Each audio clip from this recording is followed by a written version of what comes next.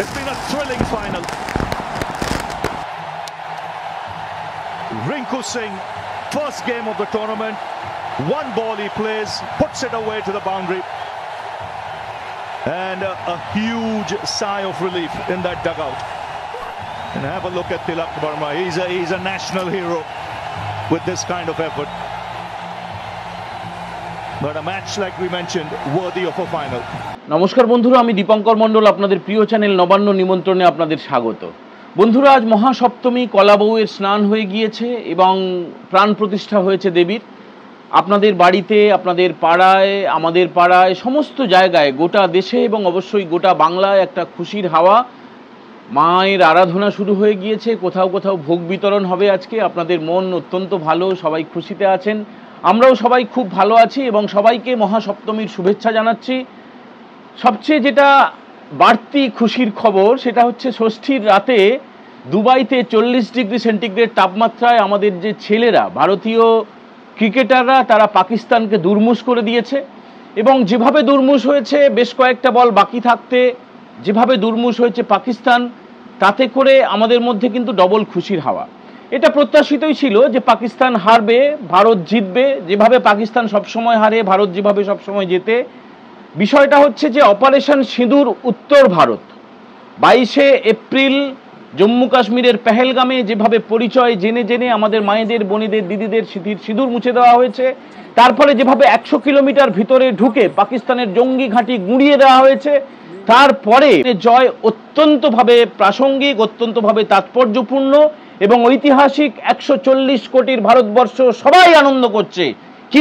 কিন্তু তৃণমূল কংগ্রেসের নেত্রী, রাজ্যের মুখ্যমন্ত্রী মমতা বন্দ্যোপাধ্যায়ের মুখটা কি শুকনো হয়ে গেছে? তিনি কি কষ্ট পাচ্ছেন? তিনি কি লজ্জা পাচ্ছেন? তিনি কি ভয় পাচ্ছেন? 2026 সালের বিধানসভা নির্বাচন রয়েছে। সামান্য একটা ছেদো, একটা অতি সামান্য একটা ভোট, তার জন্য গোটা দেশকে তিনি অপমান করার চেষ্টা করছেন। আমাদের এই প্রশ্ন, তার কারণ আপনারা দেখেছেন দেশের প্রধানমন্ত্রী নরেন্দ্র মোদী, তিনি উচ্ছ্বসিত। দেশের স্বরাষ্ট্রমন্ত্রী অমিত শাহ, তিনি উচ্ছ্বসিত, প্রশংসিত করেছেন দেশের ক্রিকেটারদের। গোটা দেশকে অভিনন্দন জানিয়েছেন দেশের সমস্ত মানুষ এবং রাজনীতিকরা। রাজ্যের বিরোধী দলনেতা শুভেন্দু অধিকারী এই ঘটনাকে ঐতিহাসিক বলে বর্ণনা করেছেন এবং তিনি তার আনন্দ গোপন করেননি। তিনি প্রকাশ্যে সোশ্যাল মিডিয়ায় সেই আনন্দ আমাদের সঙ্গে ভাগ করে নিয়েছেন। কিন্তু রাজ্যের মুখ্যমন্ত্রী মমতা বন্দ্যোপাধ্যায়, ব্যাঙের কি বলবো, মানে দুটো ব্যাঙের যদি আঘাত লাগে, দুটো ব্যাঙের মধ্যে কোনো ব্যাঙ যদি আহত হয়, কেউ খুশি হয়, কারো জন্মদিন হয়, সবার তিনি শুভেচ্ছা জ্ঞাপন করেন তার সোশ্যাল মিডিয়ায়, তার এক্স প্রোফাইলে, তার ফেসবুকে। কিন্তু ভারতের এত বড় জয়, 41 বছর পরে এশিয়া কাপে ভারত পাকিস্তান মুখোমুখি হলো এবং পরপর হ্যাট্রিক করলো যে দেশের বাইরে ভারতীয়রা, প্রবাসী ভারতীয়রা এই কারণেই মমতা বন্দ্যোপাধ্যায়কে এত অপছন্দ করেন। তিনি এক লাইনও লেখার সময় পেলেন না, না ফেসবুকে, না টুইটারে, না ইনস্টাগ্রামে, না প্রকাশ্যে, কোথাও না।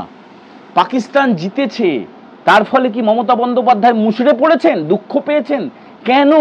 কেন এত দেশের প্রতি অনীহা? বন্ধুরা, আপনাদের মনে থাকবে 2016 সালে আমি নিজে তখন নবান্নে ছিলাম। মমতা বন্দ্যোপাধ্যায় সারা রাত নবান্নের মধ্যে বসেছিলেন।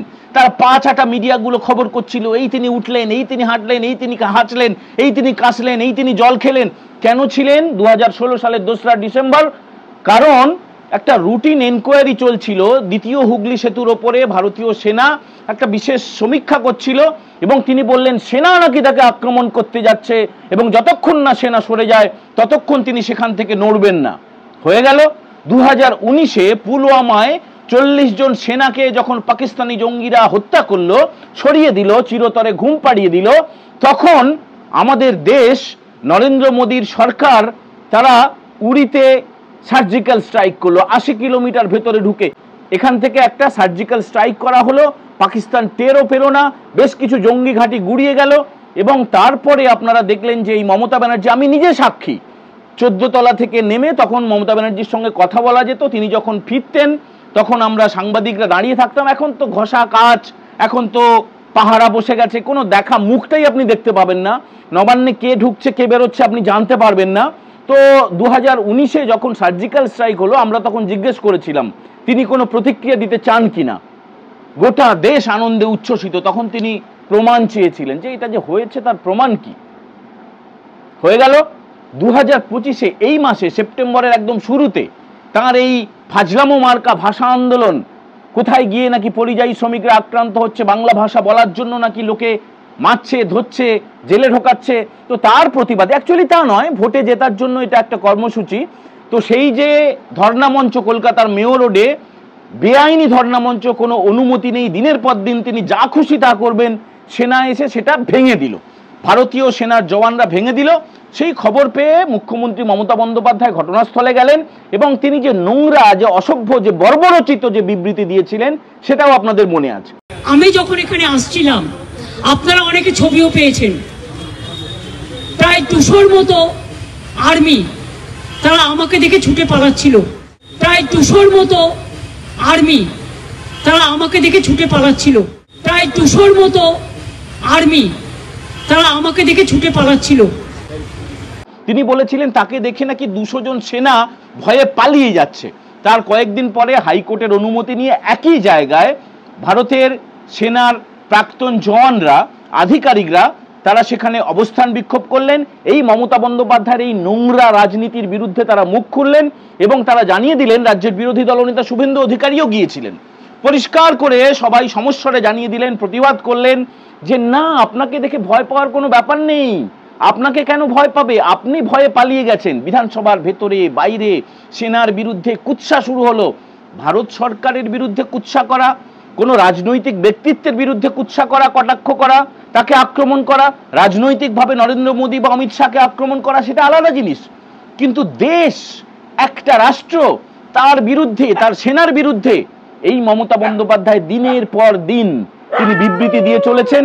এবং আপনারা শুনলে অবাক হয়ে যাবেন যে তিনি যে কালীঘাটের বাড়িতে রয়েছেন, আমরা তো খবর পাই, তার ঘনিষ্ঠরা তো খবর দেয়, সেখানে গিয়ে আমরা খবর পাচ্ছি যে তিনি কোনো রকমের আনন্দ উৎসব কোনো উদযাপন করেননি, তিনি কিছুটা মুষড়ে পড়েছেন। কেন মুষড়ে পড়েছেন বন্ধুরা, আপনারা অবশ্যই এর উত্তর দেবেন। মমতা বন্দ্যোপাধ্যায়ের এই রাজনীতি, সেটা নোংরা নাকি স্বাভাবিক, সেটা অবশ্যই আপনারা জবাব দেবেন। এই রাজ্যের মুখ্যমন্ত্রীকে আর আপনারা গদিতে দেখতে চান নাকি তাকে ছুঁড়ে ফেলতে চান, সেটাও আপনারা জবাব দেবেন। যে দেশের একটি অঙ্গরাজ্য পশ্চিমবঙ্গ, সেই পশ্চিমবঙ্গের মুখ্যমন্ত্রী মমতা বন্দ্যোপাধ্যায়, তিনি একটা দেশের প্লেয়াররা জিতলো, পাকিস্তানকে দুর্মুষ করে দিল, তিনি একটা শুভেচ্ছা জানাবেন না, তিনি কোনো সৌজন্য জানাবেন না? কেন তিনি এমন অদ্ভুত উদ্ভট আচরণ করছেন? আপনারা অবশ্যই জবাব দেবেন।